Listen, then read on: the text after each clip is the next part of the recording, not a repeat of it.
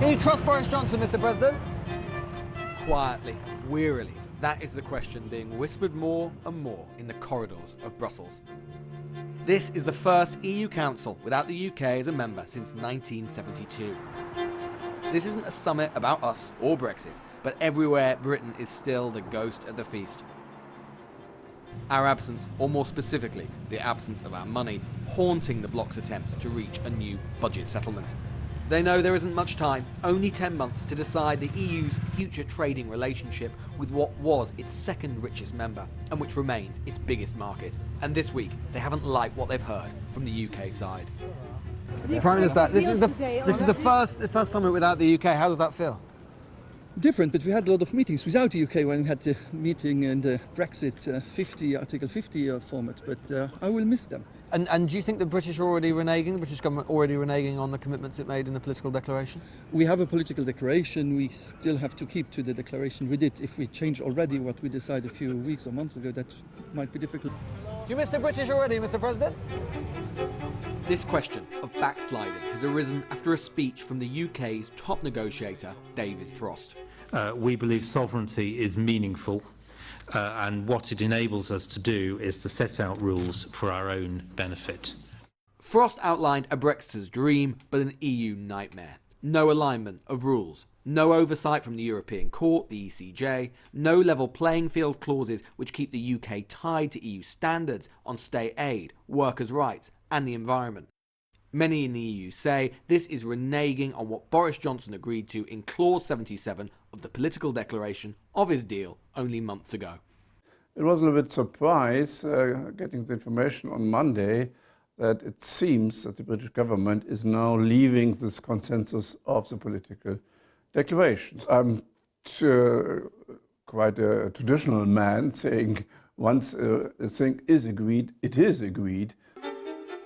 The EU has responded, typically through paperwork. Newsnight has seen a copy of the EU negotiating mandate. It contains new provisions on a level playing field and keeping the UK aligned. It was reviewed again yesterday, and EU leaders want to do so again on Tuesday, where I'm told it may be tightened yet further. The British are themselves angry. Number 10 tweeting Michel Barnier directly, saying they simply wanted what was offered years ago, a Canada-style trade deal. The EU says that isn't possible and was never on offer. The UK is too close, too much of a competitor. They want to tie it in. EU figures have been spooked to by Boris Johnson and his new Northern Ireland secretary, saying repeatedly that there will be no checks between Northern Ireland and Britain, no border down the Irish Sea, despite those things being in his deal as well. There will be, of course, checks on, for example, on veterinary issues, on the phytosanitary But the British government say there won't be. So maybe there is some misunderstanding or referring to something different, but I think we will see. Boris Johnson said that they could throw it in the bin. No, yes, you cannot throw. So there is a lot of course, we will, because the Northern Ireland will be both in the UK custom union and also in the EU, so there will be rules which will have to be also accepted and respected, but certain controls, there will be checks and controls, but not on the island.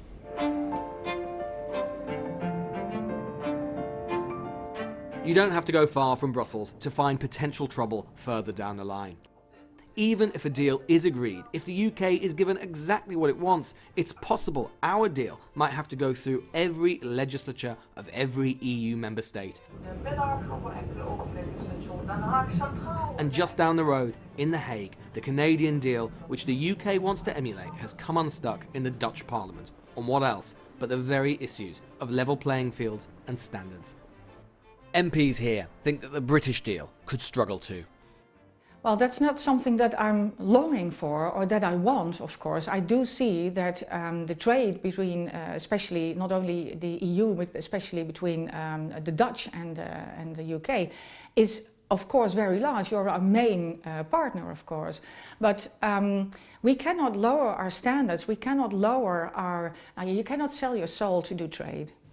So you'd be willing to potentially vote it down if you had to? If it's needed, I will, yeah. For now, in Brussels, European prime ministers and presidents are still getting used to a Britain-sized hole in their minds and their pockets.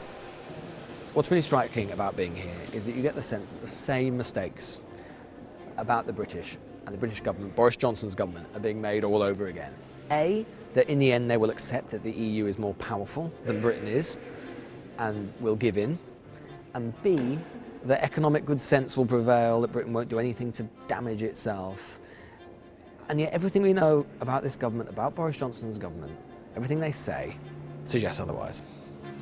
The EU is having to adjust to a British government out of the room and with a different lens on itself and the world. Its position bolstered by a majority it didn't have even a few months ago, when they tussled last.